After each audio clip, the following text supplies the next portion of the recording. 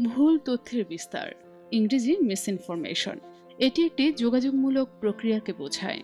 অজ্ঞতা বা অসতর্কতার কারণে ভুল তথ্য ছড়িয়ে পড়ে, যার মাধ্যমে ভুল, ত্রুটিপূর্ণ, বিভ্রান্তিকর বা মিথ্যা তথ্য সমাজে ছড়িয়ে পড়ে বা বিস্তার লাভ করে, যার পেছনে ইচ্ছাকৃতভাবে খারাপ উদ্দেশ্য থাকতেও পারে, আবার নাও থাকতে পারে। শুরুতেই খেয়াল করুন এই তথ্যটির সোর্স বা উৎস কি, অথবা কে বা কারা প্রকাশ করেছে। তথ্যটি কবে কখন প্রকাশ হয়েছে দেখুন। সংবাদ মাধ্যম বা সচেতন ব্যক্তিরা এ বিষয়ে কি বলছেন, এবং একাধিক মাধ্যমে চেক করুন একই সংবাদ। তথ্যটি কতটা চাঞ্চল্যকর, কোন ব্যক্তি বিষয়টি প্রকাশ করেছে সেই দিকটি ভাবুন।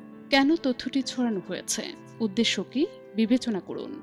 কোনো প্রতিষ্ঠিত সংবাদ সংস্থা অনিচ্ছাকৃতভাবে ভুল তথ্য প্রকাশ করতে পারে। এক্ষেত্রে সংবাদ সংস্থাটির ভাবমূর্তি ক্ষুণ্ণ হতে পারে। ভুল তথ্যের কারণে অপমানিত ব্যক্তি সংবাদ সংস্থার বিরুদ্ধে আইনি ব্যবস্থা নিতে পারেন। অপতথ্যের প্রচার, ইংরেজি ডিসইনফরমেশন বলা হয়। খারাপ উদ্দেশ্য, ইচ্ছাকৃতভাবে সমাজের জন্য ক্ষতিকর বা বিপজ্জনক ভুল তথ্যের বিস্তার ঘটানোর চেষ্টা করা। সাধারণত অপতথ্য দ্বারা কোনো ব্যক্তি বা প্রতিষ্ঠানের সুনামহানির চেষ্টা করা। সত্যকে গোপন করার জন্য ইচ্ছাকৃতভাবে গোপনে গুজব আকারে ছড়িয়ে দেওয়া।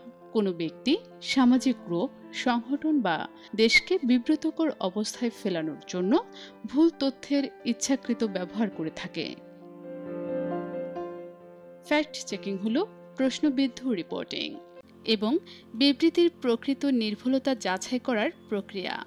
টেক্সট বা বিষয়বস্তু প্রকাশ বা প্রচারের আগে বা পরে সত্য পরীক্ষা করা যেতে পারে। ফ্যাক্ট চেকের প্রথম ধাপটি হচ্ছে তথ্য, ঘটনা বা সংবাদ নির্বাচন করা। তাই আসুন ভুল তথ্য বা অপতথ্য রোধে সরকার, গণমাধ্যমের পাশাপাশি ব্যক্তি পর্যায়ে সচেতন হই।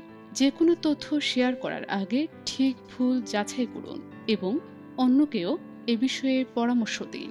এছাড়াও বাংলাদেশে ফ্যাক্ট চেকিং এর জন্য প্রধান জাতীয় দৈনিক বা নিউজ চ্যানেলের সংবাদে নজর রাখুন। জনসচেতনতায় রেডিও মেঘনা ৯৯.০ FM।